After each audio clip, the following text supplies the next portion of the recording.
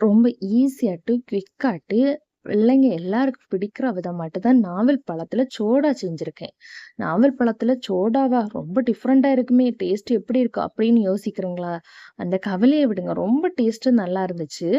இந்த வீடியோவ ஃபுல்லா பாருங்க. அப்பதான் உங்களுக்கு எப்படி பண்ணலான்னு ஐடியாவே வரும்.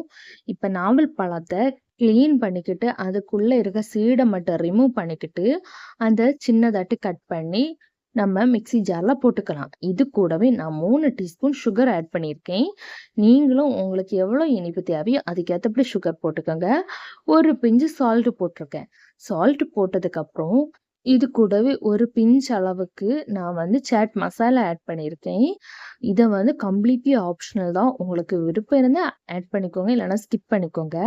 இத வந்து இனி மிக்ஸி ஜார்ல போட்டுக்கிட்டு, நம்ம ஃபைன் பேஸ்ட்டா அரைச்சு எடுத்துக்க போறோம். பாருங்க கலர் எந்த அளவு சேஞ்ச் ஆயிருக்குன்னு. பார்க்கவே ரொம்ப அட்ராக்டிவ் பிங்காட்டு இருந்துச்சு. இனி நம்ம இத வந்து ஒரு பவுல்ல மாத்திக்கலாம். பவுல் வந்து சின்னதாட்டு ஒரு கப்பு, அதாவது டீ கப்பு சின்ன சைஸ்ல இருக்கணும். டீய விட சின்னதாட்டு அந்த கப் என்கிட்ட இல்ல. அதனால உடனே ஹஸ்பண்ட கடைக்கு அனுப்பி அந்த கப்ப வாங்கிட்டு வர வச்சுட்டேன். இப்ப ஒரு கிளாஸ் எடுத்துக்கோங்க. கிளாஸ்ல வந்து உங்ககிட்ட என்ன ஜூஸ் இருந்தாலும் ஓகே தான். 7 அப், ஸ்ப்ரைட் எது வேணாலும்.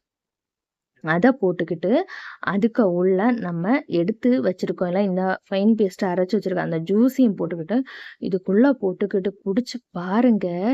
சத்தியமா சொல்லுதேன், நீங்க இது உங்க லைஃப்ல நீங்க குடிச்சிருக்க மாட்டீங்க. அந்த அளவு டேஸ்ட்டு சூப்பரா இருந்துச்சு. எங்க வீட்ல இருக்க எல்லாருமே விரும்பி குடிச்சாங்க. இன்னும் இருக்கான்னு வேற கேட்டு குடிச்சாங்க. அந்த அளவு டேஸ்ட்டு நல்லா இருந்துச்சு. ஃபர்ஸ்ட்டு நான் நல்லா இருக்காதுன்னு தான் நான் நெனச்சேன். பட் டேஸ்ட்டும் நல்லா இருந்துச்சு. இது 2, 3 வாட்டி வரை நாங்க எங்க வீட்ல செஞ்சாச்சு. இதே மாரி நீங்களும் செஞ்சு பாருங்க. உங்க வீட்ல இருக்க எல்லாரும் விரும்பி குடிப்பாங்க. குட்டி பிள்ளைங்க கண்டிப்பா சொல்லுது. இது ஒரு வாட்டி அந்த பிள்ளைங்க ட்ரை பண்ணுச்சுன்னு வச்சுக்கோங்களேன், அடிக்கடி இத தான் செஞ்சு கேட்பாங்க. அந்த அளவு டேஸ்ட்டும் நல்லா இருந்துச்சு. இதுல நாவல் பழத்துல மட்டுமே பண்ணலாமான்னு பார்த்தா இல்ல.